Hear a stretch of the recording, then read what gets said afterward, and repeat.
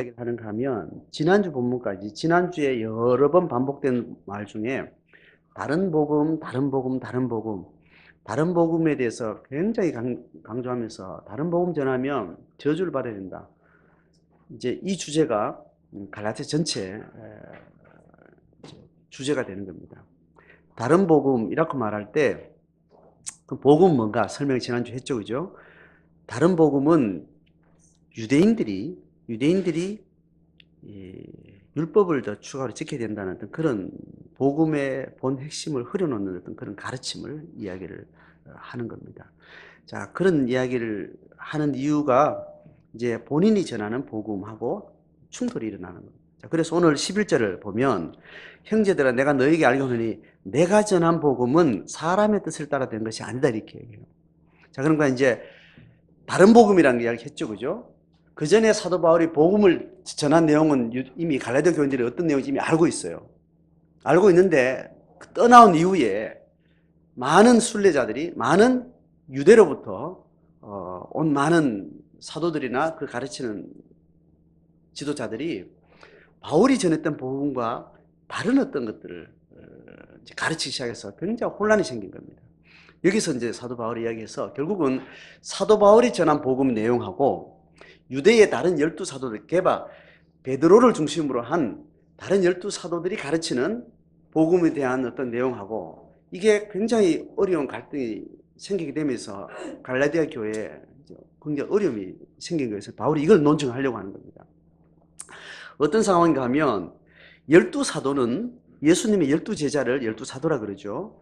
12사도는 예수님이 승천하시고 난 다음에 성령이 임하면 성령을 통해서 예수의 가르치심이 어떤 하나님의 뜻인가 이제 깨닫는 그 시기가 오는데 성령을 받았어요. 오순절. 받고 나서 그들이 예수님 살아생전에 가르치던 말씀과 구약을 해석하고 새로운 하나님의 복음을 가르치던 그 내용들이 이제 퉁 이해가 된 거예요. 예수님이 왜 죽으셨는지. 그런 것들이 이제 하나님의 계시가 완전히 성령이 그 12제자를 중심으로 한 모든 예수님을 따르는 그의 종들에게 깨닫는 은혜를 부어준 겁니다. 그렇게 돼서 이제 새로운 신앙의 운동이 일어나고 유대교와 다른 유대교를 뿌리로 하지만 유대교와 전혀 또 다른 훨씬 발전적이고 완성적인 하나님의 계시들이 그들에게 깨달아져서 새로운 예수의 제자 운동도 일어나게 된 거예요. 자, 그게 중심이 어딘가 하면 예루살렘이요. 유대 땅이란 말입니다. 유대인들 구약 성경을 따르던 유대인들의 그 땅에서 그들의 공동체 안에서 새로운 예수 복음 운동이 일어나게 된 겁니다. 그러니까 전혀 다른 색깔의 유대교에서 새로운 이제 기독교가 이제 일어나게 된 건데 유대교는 그들의 구약이라는 이경륜이라는 틀 속에 갇혀 있는 게 유대교의 어떤 한계예요. 그래서 이경륜의 구약 시대의 계시의 틀을 깨고 삼경륜 온전한 계시의 복음인 새로운 삼경륜 시대가 열리면서 그 유대인들이 새로운 하나님의 계시를 받아들이고 새로운 신앙의 전혀 다른 컬러가 형성이 된 겁니다. 여기에서 이경륜 구약 시대의 틀의 가장 핵심이 뭐냐면 하나님의 신성하고 안식일주의하고 성전주의예요. 그게 다 시청각적 재료라 그랬습니다. 안식일의 주인은 결국 누구예요? 예수 그리스도예요. 성전의 핵심은 또 누구예요? 결국 예수 그리스도인 거예요. 성전에 제물을 드려서 하나님을 만나는 중보의 사역을 짐승을 피를 흘려서 하나님을 만나는 공간적 장소가 성전이잖아요. 그죠? 이 성전은 결국 예수 그리스도의 피 흘리는 중보 사역으로 시공간을 초월한 완전한 단번의 사역으로 이제 그렇게 결과가 되어진 겁니다. 여전히 성전 그리고 안식일이라는 그 틀 속에 하나님을 가두고 그렇게 유대인만의 하나님을 계속해서 주장했던 게 유대교인 겁니다. 그런데 하나님은 이제 유대교에게 계시했던 이경륜 시대의 모든 그림자적인 종교의 어떤 가르침이 이제 온전한 모든 열방, 창조받은 모든 인류, 모든 피조세계 전체에 하나님의 구원의 복음으로 이제 활짝 문이 열리고 나서 이제 유대교에 갇혀있던 제자들이 이제 새로운 삼경륜의 시대의 복음 앞에 들어서게 되는 겁니다. 이것을 가르치고 주다 그 초대교를 세우는 그 지도력이 12제자를 중심으로 한 12사도가 되는 거예요. 그래서 12제자 중에 한 사람이 배반했죠. 배반한 가룟 유다가 죽고 난 다음에 12명을 채우기 위해서 사도행전에 보면 새로운 제자를 뽑아요. 그 누구요? 마띠아라고 합니다. 어쨌든 그렇게 12제자가 중심이 돼서 그 12제자 중에 또 지도력이 있는 베드로가 거의 중심에 서 있는 것 같아요. 베드로 예수님 당시에도 살아계실 때도 베드로가 거의 대부분 주도권을 가지고 성격과 기질이 주도권을 가지는 그런 형태로 계속 우리한테 보여지죠. 그렇게 하면서 그 바울의 다시 베드로의 하나님을 깨달아가는 그런 많은 좌절과 배반과 다시 소명을 다시 받는 과정이 아주 디테일하게 12제자를 대표해서 하나님 복음을 깨달아가는 과정들을 성경은 기록하고 있습니다. 그러니까 베드로가 가장 주도권을 가지고 사역하는 것으로 성경이 계속 비춰져요. 그래서 사도행전에서 뭘 이야기하는가 하면 유대인의 율법을 완전히 폐기해야 된다는 그 가르침을 사도 바울이 직접 경험을 통해서 그 제자들 공동체에 이제 논증을 해요. 유대교의 가르침 율법이라는 것이 순전하게 율법을 따르는 사람에게도 소중한 복음이었고 소중한 신앙의 가치였고 삶의 고백이었어요. 그런데 그 닫힌 한계를 유대인을 열고 전 열방을 향해서 열려지는 이 복음을 가는 게 이제 이 그림자적인 것들은 다 폐기 처분해야 되는데 그 처분하는 게 익숙하지 않은 거예요. 이미 몸에 배어있는 안식을 지키고 금식하고 할례를 행하고 이 신앙이 그게 그들이 껍데기인 사람도 있겠지만 율법을 지키는 것이 순전한 마음으로 정말 하나님 앞에 순수한 마음으로 그렇게 했던 사람은 그 자체가 신앙 고백이요 능력이요 경건의 힘이었던 거예요. 그런데 그 껍데기를 갖지 않아도 되는데 이미 가졌던 껍데기는 또 버릴 필요도 없이 그냥 그대로 잘 지키도록 또 그렇게 이야기하는 그게 자기 몸에 자기 익숙해졌으면 그걸 이 세계관이 바뀌어지고 난 다음에 그 경건의 어떤 형태 자체는 잘 또 통합해서 이것만 전부다라고 하지 않는다면 그 소중한 경건의 모습이기 때문에 그걸 잘 행하면 된다. 그렇지만 남한테 강요할 필요도 없고 그것은 구원의 조건도 아니다. 이렇게 정리가 됐는데 이걸 가지고 있는 유대인들은 이제 그걸 가지고 복음의 새로운 이게 조건이 아니다. 구약 율법은 이게 어릴 때부터 훈련받은 사람들은 자기 경건에 들어도 좋지만 그거를 예수님을 믿는 복음 안에 이거는 필요한 게 아니라는 것에 대해서 인지는 했지만 이제 시간이 가면서 어떤 일이 일어나는가 하면 이것도 잘 가르쳐야 된다라는 어떤 그런 인식이 점점 들어오게 되는 거예요. 그게 어떤 경우인가 하면 율법을 잘 지키는 사람이나 율법을 전혀 모르는 이방인이 예수를 만난 뜨거운 마음과 열정이 있을 때는 율법을 지키는 사람이나 안 지키는 사람이나 삶의 어떤 신앙의 어떤 수위들이 별 차이가 안 되고 그 별로 문제가 안 됩니다. 그런데 한 개인도 그렇고 공동체도 그렇고 하나님을 만나는 그 풍성한 은혜 속에 있을 때하고 이 은혜가 또 한 번씩 파도 타기를 하잖아요. 그죠? 그럴 때 또 자연스럽게 자기 몸에 익숙해져 있는 죄성이나 습관들이 이렇게 나타나게 됐어요. 제가 주일날 예배 나올 때 하나님 앞에 순전한 예배 마음으로 늘 기쁘게만 예배 드릴까요? 지옥 같은 마음으로 예배 드릴까요? 후자도 있어요. 마음이 하나님께 예배하는 마음이 온전하게 들고 오늘 또 예배하러 가야지. 좋아. 이런 마음을 있을 때가 대부분인데 그렇지 않고 하나님 아유 진짜 진짜 막 싫다. 하나님 좀 며칠 있다 봅시다. 이런 마음이 들어서 교회 오면 또 막 보기 싫은 사람도 있고 막 시험 드는 사람도 있고 막 이럴 때가 있어요. 있어도 마음은 정직해야 되잖아, 그죠? 그런 날은 교회 안 오는 게 좋을 수 있어요. 좋을 수도 있다고요.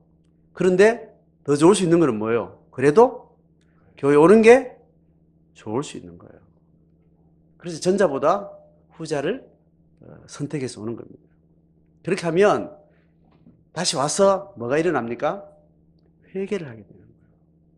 은혜의 스포트라이트 집중적으로 받으면 흐리하게 있던 상태에서 갈등하고 시험 든 상태에서 그 시험에 먹구름이 걷어지는 일들이 영적 집중할 때 이렇게 일어나는 일들이 생겨요.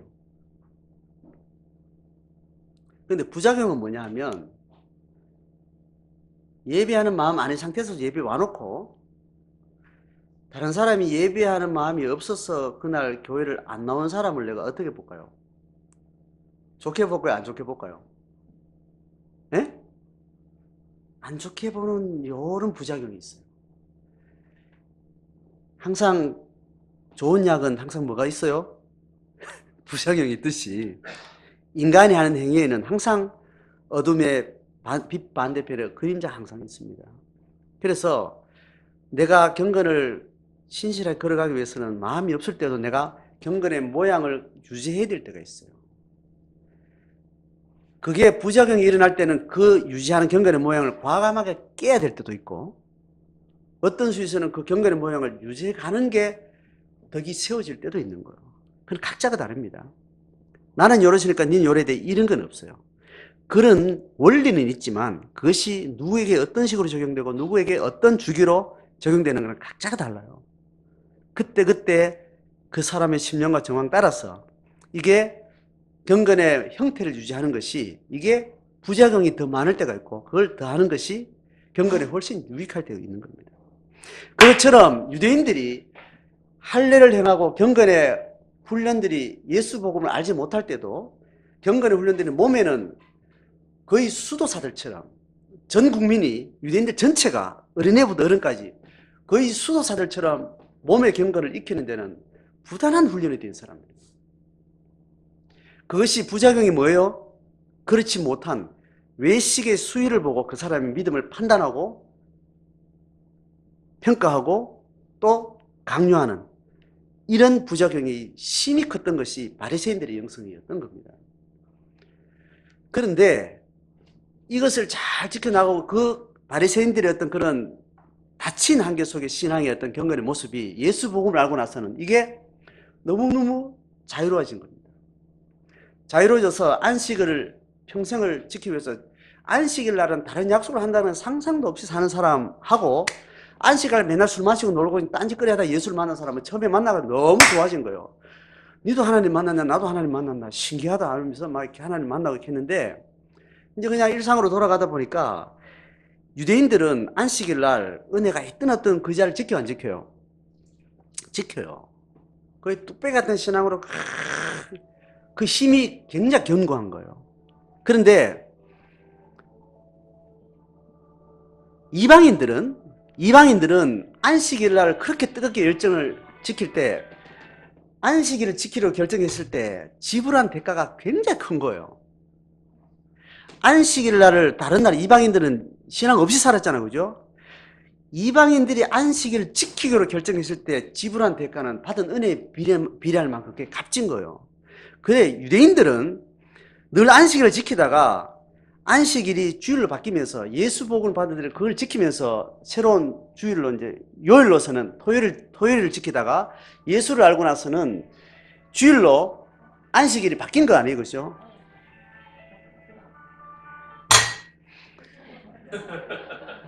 이렇게 무음으로 진동으로 이렇게 바꾸지 않으면 안 돼요.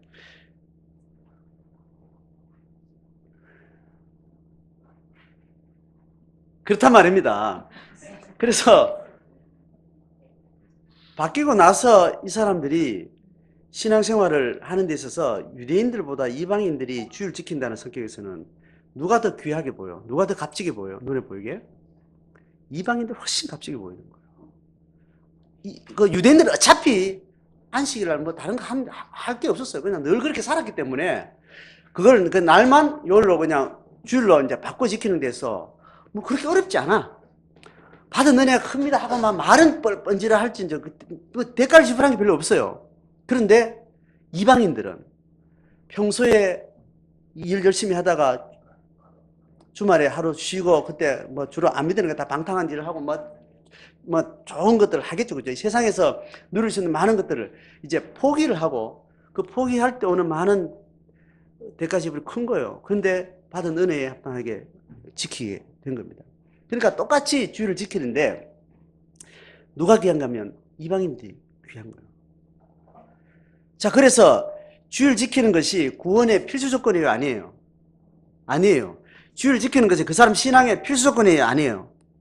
아니란 말이에요. 그렇지만 중요하다, 안 중요하다? 중요한 거예요. 그래서 주의를 지키는 것에 있어서 안 지켜도 돼요, 안 돼요? 안 지켜도 되는데 또 지키라는 건데 안 지키는 사람이 주로 어떤 사람이 안 지킬까요? 이방인일까요? 유대인일까요? 예? 이방인이 안 지키는 경향이 많은 거예요. 안 지켜도, 유대인들은 안 지켜도 안 지키는 것 자체가 엄청난 복음적인 은혜의 표현이에요. 그 사람들. 그 사람들 그 틀을 깨는 것 자체가 그 사람이 대가 지불해. 그걸 못 견디거든. 어쨌든 그런데 안 지켜도 유대인들은 안 지켜도 그냥 교회 안 나올 뿐이지 헛짓거리는 안 한다고. 근데 이방인들은 안 지키면 뭘 해요? 옛날에 하던 짓을 하는 거예요. 그러니까 은혜의 내면의 흐름은 누구나 파도가 있는데 그 파도를 잡아가는 것은 경건의 모양이 그걸 또 잡는다 그랬습니다. 어느 정도 잡는 게 있는데 그 모양이 너무 강화되면 이 흐름 자체가 통제가 안 되는 경우예요. 깨고 나서 이 흐름을 잡아야 되는 그런 경우도 있는데 그런 부분에서는 유대인들하고 이방인들하고 경건을 계속 지속하는 힘에 있어서는 천지차이인 거예요. 유대인들이 이미 세상의 맛을 알고 거기에 감수성이 촉이 늘 살아있던 사람들이 복음을 접하고 나서 받는 유혹의 힘이라는 것은 또 엄청나게 이 파도가 큰 거예요. 그러면서 이방인들이 보기에 유대인들의 경건의 힘을 이제 어느 날 느끼기 시작하는 거예요. 이해되죠? 유대인들이 경건의 겉모양이 가지고 있는 외식이라는 것이 또 강력한 거부감을 또 강하게 일으킬 수 있는데 어느 정도 경건의 수위를 잘 관리만 하면 경건의 모양을 가지는 굉장히 힘이 있는 거예요. 그 힘을 볼 때 이방인들은 어느 정도 가다가 보니까 야, 어릴 때부터 몸에 들여온 세계관의 라이프스타일이라는 것은 경건에 엄청난 힘이구나. 내가 어제 하늘을 위해서 죽겠다고 숨게 불구덩이에 자기 몸을 던질 만큼 그렇게 뜨거운 열정이 거짓이 아니라 할지라도 매일매일 일상 속에 어둠의 권세와 싸우는 삶의 일상 속에서 죄에 넘어지는 것은 이거는 한순간에 내 의식하고 상관없이 그냥 넘어지고 어느 날 갑자기 바닥을 기고 이런 사건들을 겪으면서 몸에 익힌 경건의 능력이 얼마나 귀한 건지 알게 된 겁니다.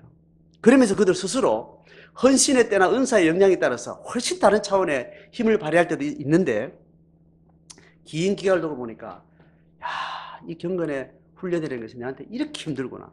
그러면서 유대인들의 영적인 훈련했던 역량들이 어느 정도 이제 서로가 공감이 될 때가 이제 된 겁니다. 그 즈음에 사도 바울이 개척했던 갈라디아 교회에 유대인들이 사도들이 중심으로 된 그 교사들이 주기적으로 방문을 하고 영적 지도를 하는데 그들이 가지고 있는 세속성에 하루아침에 넘어갔다 하는 이 세속성의 이 너무너무 이 혼란한 것들에 대해서 가르치기 시작하면서 그들이 뭘 이야기하는가 하면 율법을 지키는 것에 대해서 어느 날 강조를 하는 것으로 이제 대세가 바뀌기 시작한 거예요. 그래 되면서 그들이 강조하는 건 안식일을 잘 지키는 거. 그러니까 우리로 말하는 줄 성수 지키는 것에 대해서 어떤 항목으로 굉장히 강하게 강조하는 것하고 특별히 할례를 행하는 거. 세속과 우리는 경계를 끊었다라는 어떤 몸에 증거를 지니고 할례를 행하는 이 자체가 가지는 힘이 있어요, 없어요? 있어요. 경건의 어떤 모양을 결정을 하고 그것을 시청각적으로 명확하게 인식을 가지고 내가 경건의 삶을 살아갈 때 주는 힘이 굉장히 강한 게 있어요. 강한 만큼 또 그만큼 부작용은 더 클 수 있는데 강함에 대해서 강조를 하면서 할례를 행하는 것의 조건을 자꾸 달기 시작하는데 어디까지 다른가? 경건의 유익을 위해서 권면하는 수준이 아니라 구원론에까지 이제 이야기가 이제 들어오기 시작한 겁니다. 지금 사도 바울이 지금 싸우는 경계가 뭐냐면 예수 믿는 구원 있죠. 내가 하나님의 의롭다함을 받는 것, 하나님의 자녀라는 자격을 얻는 이 구원의 자격 안에 예수 믿는 믿음 그 하나만이 아닌 할례라는 조건, 안식을 지키는 율법의 항목까지 조건을 달면서 사도 바울이 잘못 가르쳤다고 이제 이야기를 이제 하기 시작한 겁니다. 이러면서 이제 이방인 교회에 대혼란이 일어나기 시작한 겁니다.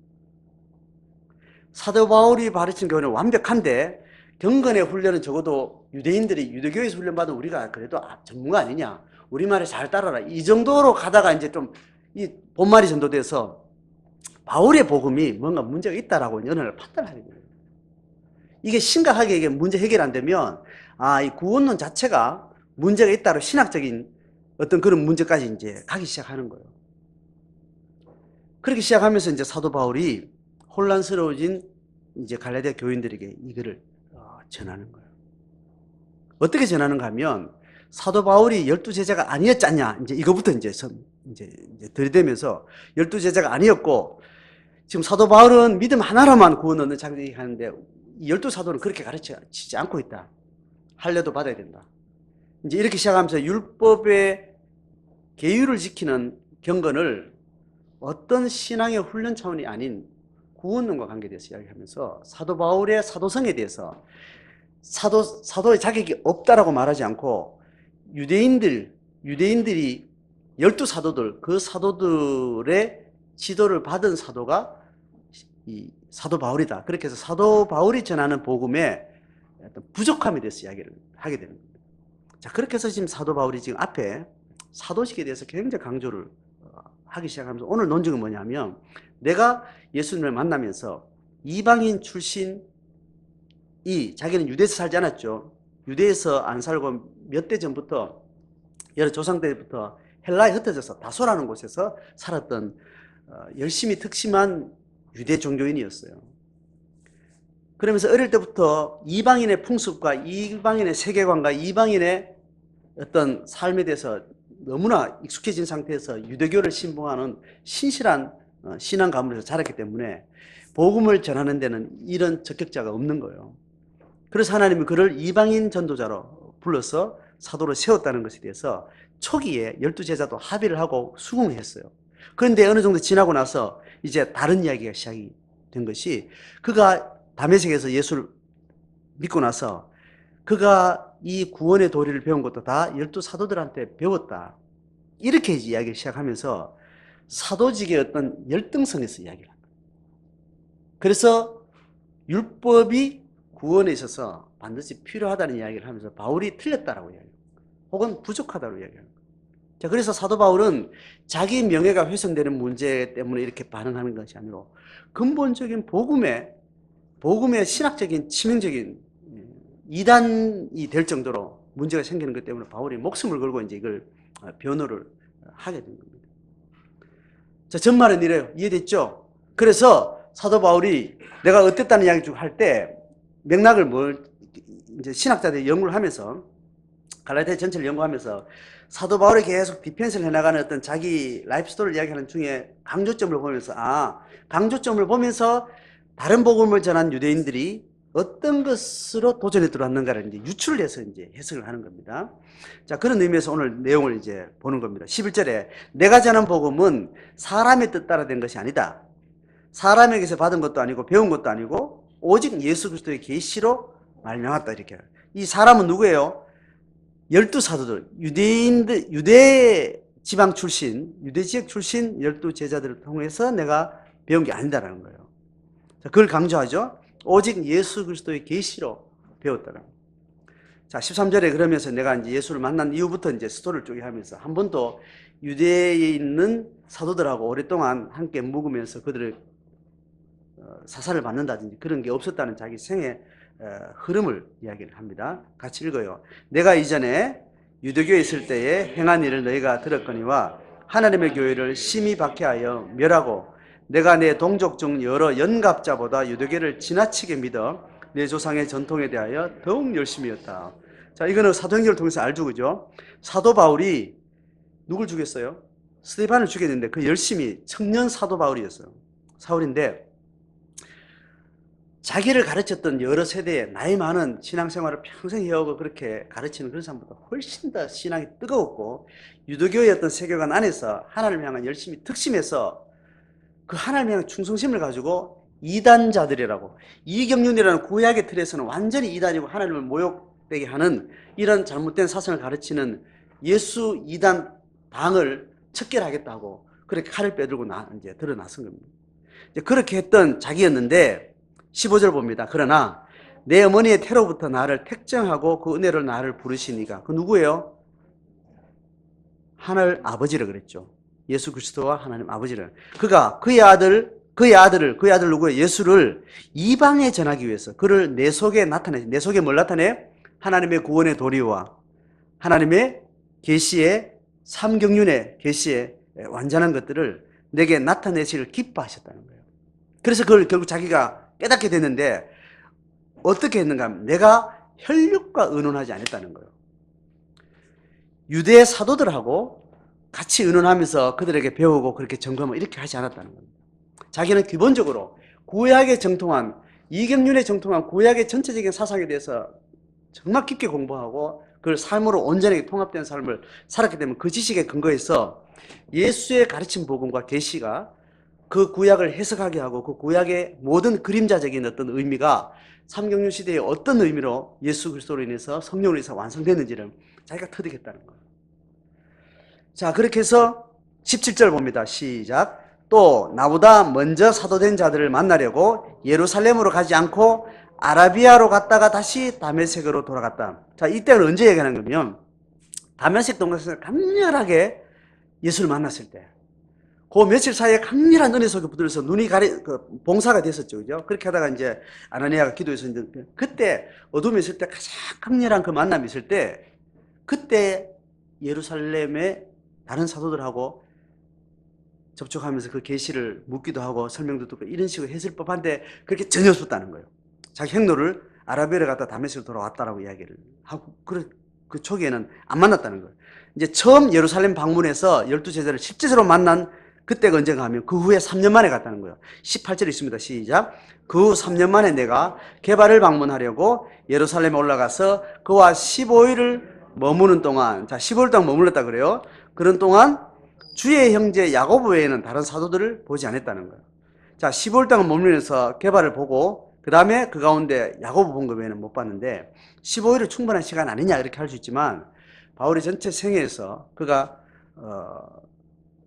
하나님과 따로 묵상하는 시간들이 있었다는 어떤 그런 글들이 다른 성경에 나오는데 그런 시간에 비해서 15일 동안 뭐 그런 것들을 배울 수 있는 어떤 그런 여지는 전혀 없다라고 이제 논증하는 흐름입니다. 이때 바나바가 사도 바울을 변호해 줍니다. 이때 사도행전에 보면 이때 올라가는데 스데반을 죽이고 초대교회 공동체를 완전히 파괴시켰던 그 사도 바울의 그 악명을 다 알고 있는데 그가 어느 날 예수 만나는 소문이 있더니만 예루살렘에 나타난 거예요. 사람들 웅성웅성하고 저 사람 때려 죽여야 되겠다는 사람도 있고 또 그 사람을 겁내는 사람도 있고 근데 그가 예수 믿었다 하고 오니까 저게 거짓이 아닌가 해서 사람들이 막 피하는데 바나바가 이제 변호를 해줘요. 바나바가 변호해주고 그렇다고 그래서 이제 화해하고 그의 복음을 이제 확증하는 그런 것들이 이제 그때 일어나죠. 자, 그때 또 게바하고 만나기 위해서 15일 동안 머무는 동안 야고보는 아무도 안 만났다. 자, 그렇게 해서 이 핵심 뭐냐면 그들에게 내가 어떤 하나님의 계시를 깨닫는 데 대해서 도움받은 건 전혀 없다라고 이야기를 하는 겁니다. 21절부터 보면 그 후에 내가 수리아 길리기아 지방에 이르렀으나 그리스도 안에 유대교회들이 나를 얼굴로는 알지 못하고 다만 우리를 박해하던 자가 전에 멸하려던 그 믿음, 무슨 믿음이야? 예수 믿는 믿음이에요. 그거를 지금 전하는 자가 됐다는 듣고 하나님께 영광을 돌리고 했다는 거예요. 그렇게 이미 복음 전도자로 나가서 사역을 할 때 사람들이 나를 보고 하나님께 영광 돌리고 그 은혜의 복음을 사람들이 받아들이고 함께 기뻐했다는 겁니다. 그러니까 그 전에 어떤 방식으로든 하나님의 계시를 아는데 다른 사도들의 어떤 지시를 받거나 그렇게 하지 않고 꿈으로든 자기가 어떤 묵상의 깨달음으로든 어떤 성령의 조명을 해서 자기가 스스로 그 계시를 받고 소명을 받았다는 이야기예요. 자, 이게 지금 바울의 내용의 전말입니다. 자, 이게 오늘날 우리에게 넘어오면 어떤 거냐면 우리가 구원론에 대해서는 더 이상 우리가 이렇게 헷갈릴 필요 없어요. 구원론에 지금 우리 안에 뭘 지켜야 된다. 뭐 어떤 게 있을까요? 11조를 해야 된다. 주일 성소를 해야 된다. 몇 가지 있죠, 그죠? 한국 교회가 율법적인 어떤 그런 걸 강조했던 어떤 긴 시간이 있었기 때문에 우리도 그런 게 약간 인습이 있지만 이미 복음이 공개돼서 이제 그거에 대해서 우리가 헷갈릴 필요는 없습니다. 이런 말들을 2, 3년 동안 교회를 다녀도 한 번도 못 들은 사람들이 아직도 있어요. 한국 교회에. 이상하게 한국교회 일어나는 이상한 가르침 막 형태를 보면 이런 복음의 내용들을 제대로 안 가르치고 율법의 어떤 틀 속에서 가르치는 교회가 오늘 또 뭐 허다합니다. 근데 지금 이제 성경교회는 이미 뭐 아니죠. 저는 20살 되면서 이 틀에 대해서 완전히 이제 걷어졌어요.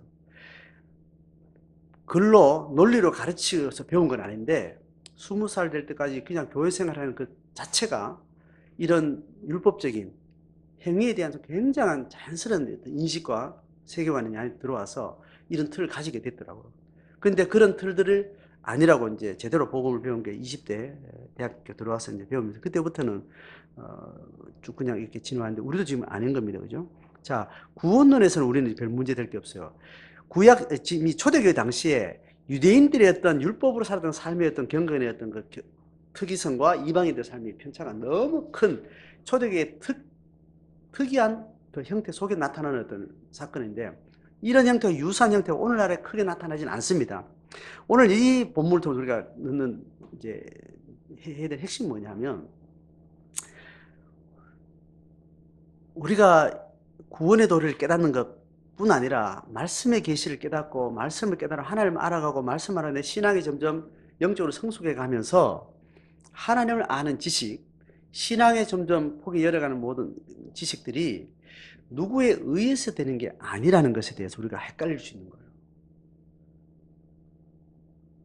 제가 복음을 설명해서 강 목사로 통해서 복음을 설명 듣는 걸 평생 처음 들으면서 그 말 통해서 하나님을 놀랍게 만난 사람이 이 중에 없는 게 저한테는 굉장히 불행한 일이고 여러분에게 참 다행한 일인데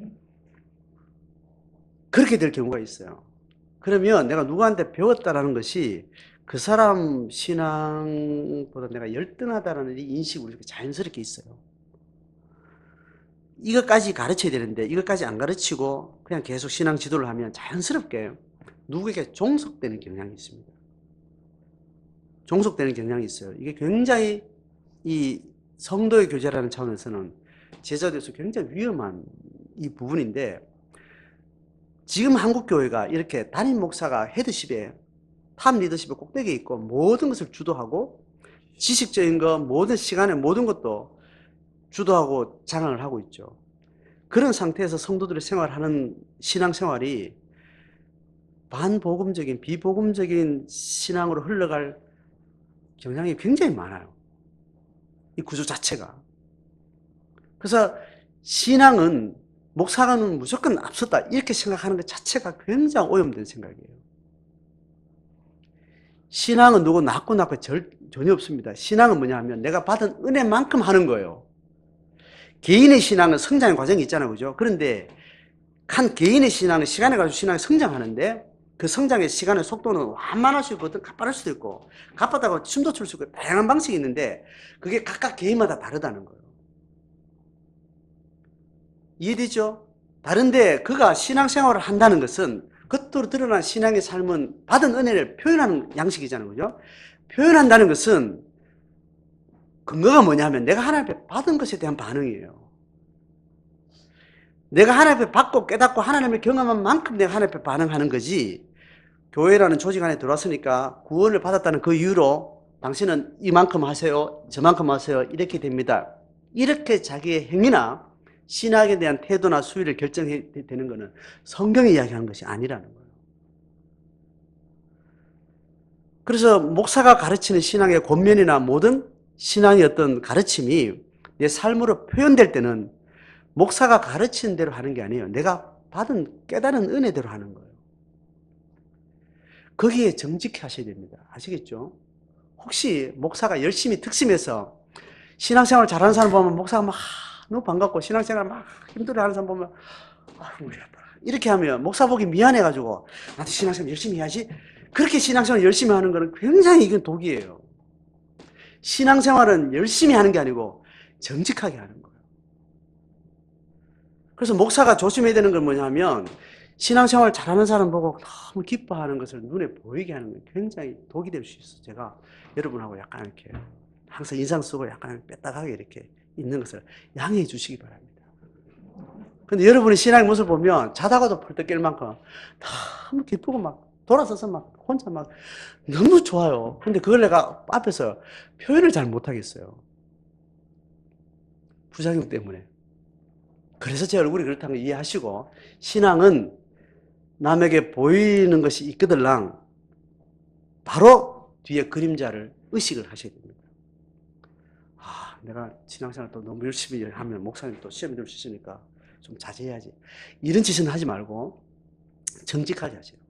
하나님 앞에 정직하게 하는 거예요. 제가 교인들 중에 신앙생활 열심히 하는 사람 보면 내가 존재하는 이유가 느껴져요. 근데 어떤 사람 보면 내가 왜 이 짓 하고 있냐 이렇게 생각 들 정도로 성도들의 삶이 이렇게 보여질 때 있어요, 없어요? 있어요. 그건 잘하는 거예요, 못하는 거예요? 못하는 거예요.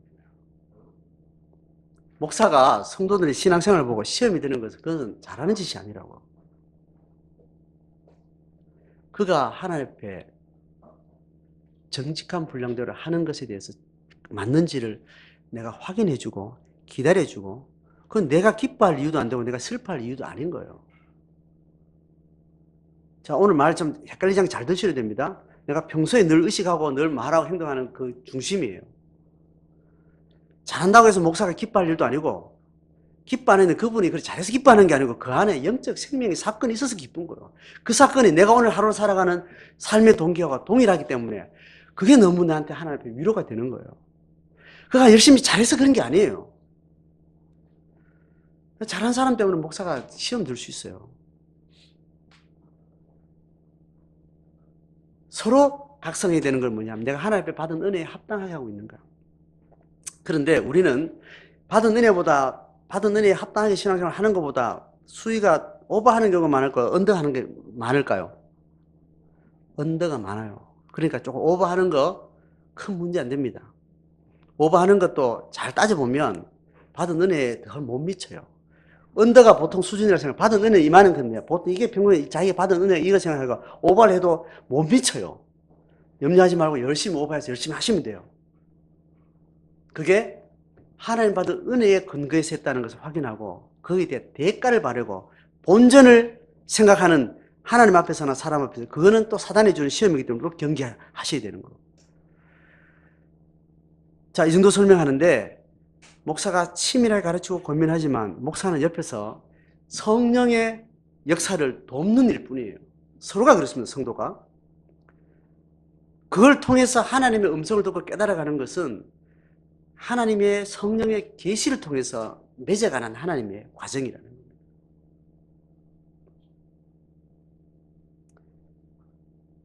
설교를 은혜 되는 것도 목사 탓도 아니고 설교가 은혜 안 되는 것도 목사 책임도 아니에요. 그냥 저는 최선을 다해 살 뿐이에요. 성도들의 반을 보고 저는 하나님 앞에 계속 비춰서 내가 반성도 하고 돌이키고 성령의 음성을 듣긴 하지만 그게 서로에게 이유가 되는 것 아닙니다. 서로에게 이유가 되는 것은 하나님 아버지가 내게 어떤 분인가, 이게 이유인 거예요. 다른 것이 끼어들어서 신앙의 어떤 동기가 되는 것, 좌절의 동기가 되는 것 다 우리가 늘 분별해야 되는 일입니다.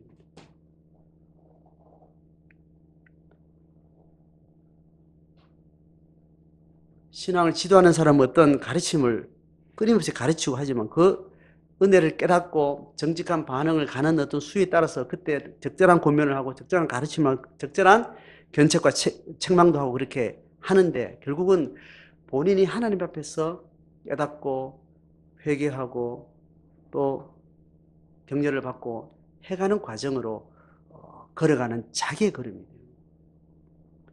그래서 각자의 걸음을 걸어가는 거예요. 그런데 각자의 걸음을 걸어가는 하나님이 교감하는 방식은 다른 성령을 받은 다른 지체들과 함께 하나님의 말씀과 계시와 깨달음을 우리가